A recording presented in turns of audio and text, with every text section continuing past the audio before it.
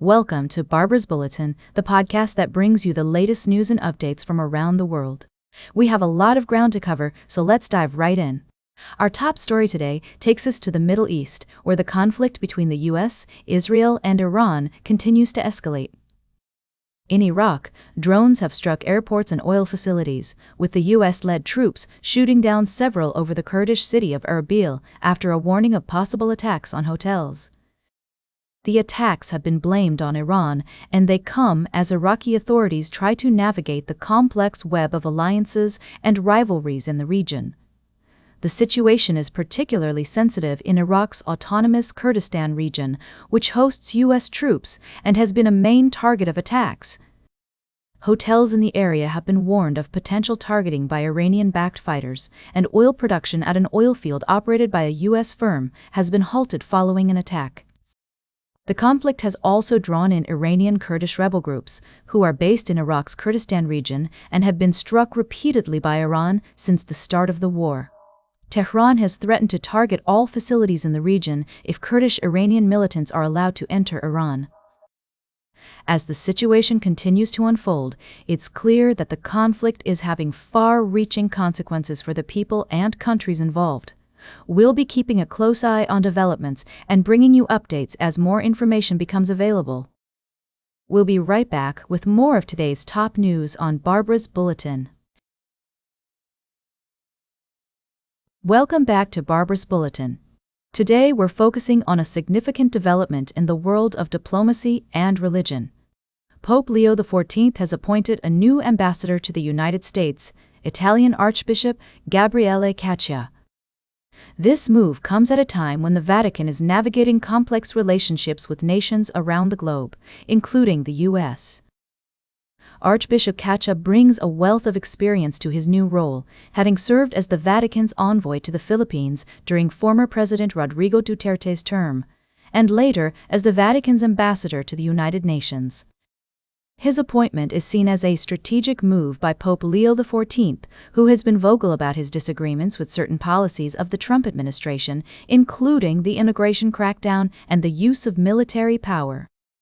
The Vatican's relationship with the U.S. is multifaceted, involving not only diplomatic relations but also the significant presence of the Catholic Church in America. As the new ambassador, Archbishop Caccia will play a crucial role in representing the Church's interests and priorities at the White House, as well as in shaping the leadership of the Catholic Church in the United States through his recommendations for bishop appointments. It's worth noting that Pope Leo XIV has been clear about his opposition to the humanitarian toll of military actions in various parts of the world, including Iran and Ukraine. The Vatican's stance on these issues reflects its commitment to peace and the principles of international law. As we consider this new development, it's essential to recognize the delicate balance that exists between religious leadership and political diplomacy. Archbishop Caccia's experience in managing complex relationships, as seen during his time in Manila where he worked to reduce tensions between the Church and President Duterte, will undoubtedly be valuable in his new position. We'll continue to follow this story and provide updates as more information becomes available. For now, it's clear that the appointment of Archbishop Gabriele Caccia as the Vatican's ambassador to the U.S. marks an important moment in the evolving relationship between the Vatican and the Trump administration. Good evening and welcome back to Barbara's Bulletin. As we close out today's show, I want to take a moment to discuss a pressing issue that has been unfolding in the Middle East.